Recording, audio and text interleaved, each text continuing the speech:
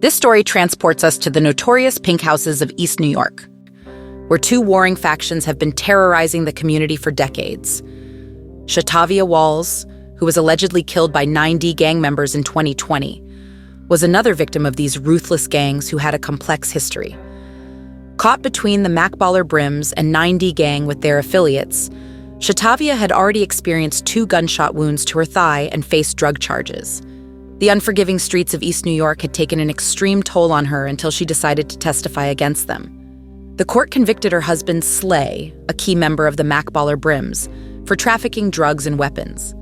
Boss, from the Balla side, had sold crack cocaine and heroin along Webster Avenue. "She wasn't a red, and that bastard should never have killed her," said an elder relative.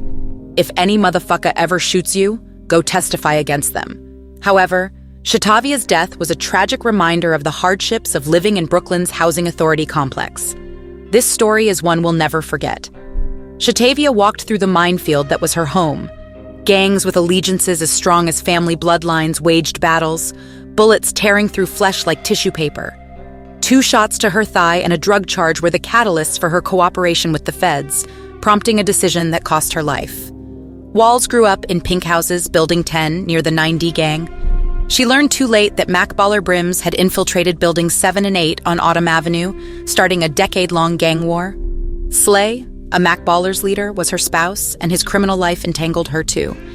Allegations stated he received his drugs from Boss, another Baller who sold crack and heroin on Webster Avenue in the Bronx.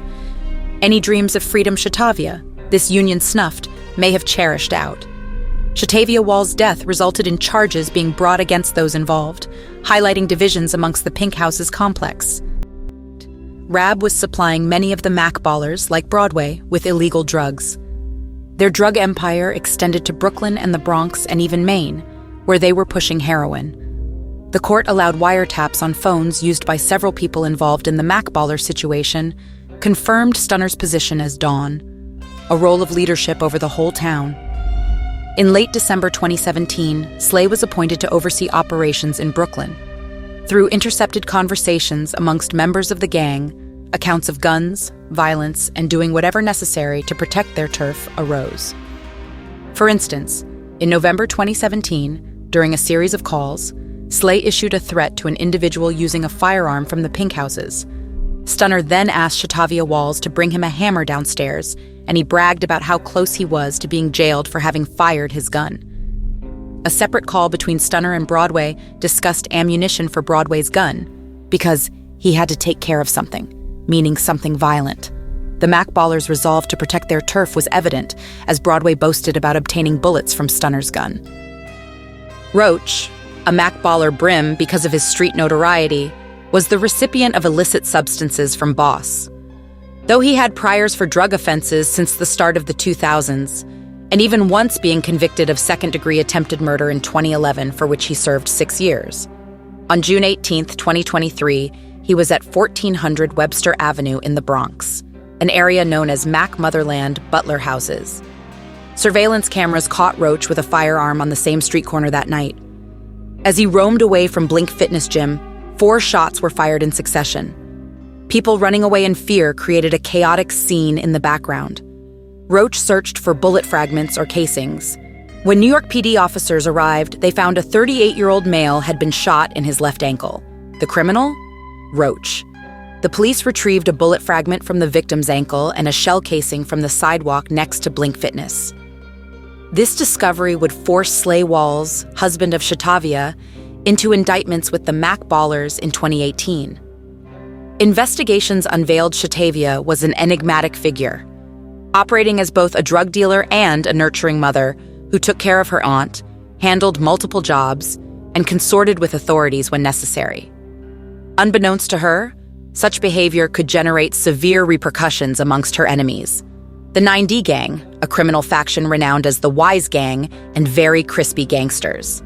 Allegiance with other gangs such as the Shoes, Apes or Stonebloods, Twirlers, and Hats gave them further notoriety through rap videos and social media postings led by Kev G, their little big homie.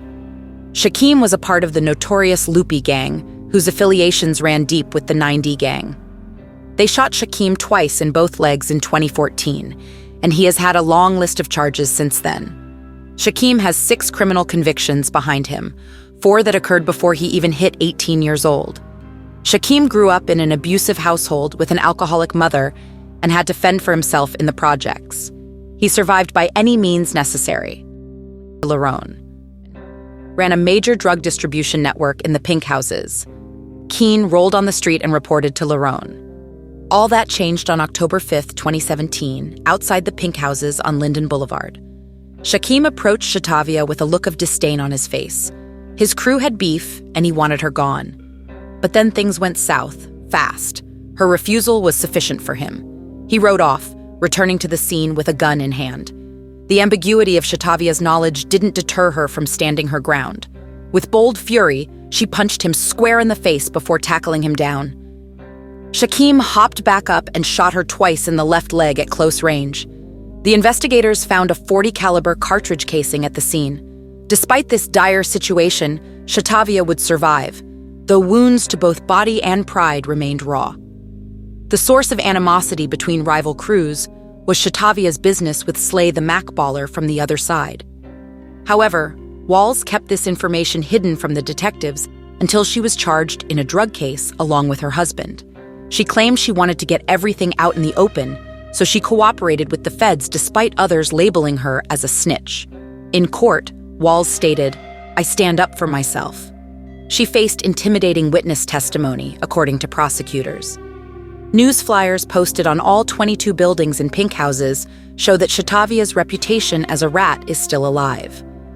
As Walls prepared to face trial in the Federal Court of Brooklyn, the flyers highlighted a police report from a 2011 assault case with Walls as a person interviewed in connection to the crime. Seizing one of those flyers, Walls reported to the police, which resulted in one of her adversaries being charged with witness tampering.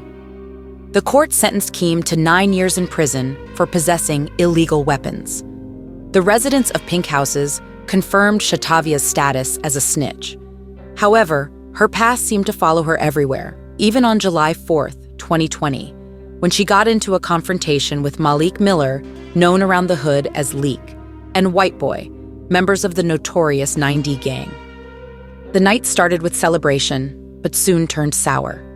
Walls found herself face-to-face with Miller and his crew at the playground where the kids were playing. He denounced her for speaking out against Akeem's trial. And then, in an instant, the sound of gunshots pierced the night air. Walls made her retreat. However, Wildchild and Joe Santana from the Ninedee gang lurked outside in wait. Walls sped away but couldn't evade their vengeance. Candles sit in the courtyard of East New York's Pink Houses, where 33-year-old Shatavia Walls was shot on July 7th, but sadly died 10 days later. On a nearby bench Monday, we met her mother, reflecting and mourning. She asked we hide her identity as her daughter's killer is still out there. My daughter was a helping person, always wanted to help everybody. Explaining that's exactly what her daughter was doing here earlier this month. Asking somebody to stop lighting the fireworks because the kids was in the park. They was asked politely. She says days later, as Walls and a friend were leaving the Linden Boulevard building after a visit, they were gunned down. According to police sources, it's believed Walls was the intended target. A 30-year-old man was also shot but survived. And it happened out here, the people from out here. Police sources say they're not ruling out the possibility this was gang-related, pointing out there's a gang issue at this housing complex. Baby Joe Santana had his trial set for the August of 2021. The feds had charged him with multiple counts of murder under the Federal Violent Crimes in Aid of Racketeering Act. And if found guilty, he could spend the next 2 decades behind bars. Santana was known to hail from Building 10 of the Pink Houses, the home of the Ninedee gang. But among his most controversial relationships was that of Shatavia Walls' husband, Kevin St. Hill, aka Kev G, the leader of Mac Baller Brims gang located in Buildings 7 and 8 in the same complex. No stranger to Queens, Santana had family members living in the Pink Houses also, popping round often to hang out but getting caught up in violence. It was during one such visit that he argued with Shaquem Boykins of the Loopy gang, firing shots towards his legs according to his own testimony in court. The feds indicted both Santana and her husband on drug trafficking charges in 2018, which prompted Walls to cooperate with them, telling them what she knew before it was too late. Her bravery in snatching Miller's identification card when a confrontation between herself and infamous Ninedee gang members Malik Miller and Cheyenne Fernandez erupted became key evidence used against Miller in court. Miller was determined to get his revenge, and on July 7, 2020, Santana and Green carried out his plan. The investigation into her killing led detectives nowhere until alternative leads gave them insight into Miller, Wint, Fernandez, Green, and Bay, all of whom they somehow connected to the death of Walls. After a lengthy pursuit, Miller was apprehended and interrogated for his part in the execution. He denied any involvement but would not provide any information about those involved or their whereabouts. As justice crept closer to revealing itself, one thing was certain: the dark streets wouldn't be giving up its victims. His face hardened with vengeance upon learning that these 5 men were responsible for the heinous act of violence. Justice will be served for the innocent life taken too soon. Santana, Green, and Bay had all been part of Miller's Ninedee gang, and after much scrutiny from law enforcement, it became apparent that Miller had given Walls orders to be executed for snitching on her husband regarding drug trafficking charges. Green and Santana were already facing their destinies, with others taking plea bargains on minor charges linked to the assassination. Miller had become notorious as the head of Ninedee criminal organization, scoping out targets beyond pink houses. Law enforcement persevered in the quest of justice, prodding deeper into Ninedee's affairs and revealing what they found to the neighborhood. Anxiety was etched onto people's faces while they waited to see it return order to their area and quell this uproar. The mission to enforce justice intensified as police combed through evidence, putting them on the right track, leading them from one crime scene to another, discovering bullet-riddled bodies and caches of drugs and money tucked away in forgotten buildings. The detectives conducted a thorough investigation, questioning anyone who could know something about Ninedee's activities. Most of the answers were negative and furthered suspicion over the Ninedee gang's illegitimate doings. This sent the law running in multiple directions outside pink houses without any solid proof until an informant stepped forward to the investigators claiming he had knowledge connecting Ninedee with other gangs back home. They were all shocked, scared, but relieved at having confirmation of whom had to be toppled from power to restore tranquility. Be blessed, be loved, and stay safe, y'all. This is No Tears for Black Girls, a true crime podcast with a purpose. Don't miss out on our weekly revelations that the mainstream won't share, this Thursday and every Thursday thereafter. Tune in to any podcast streaming service to hear stories you won't believe.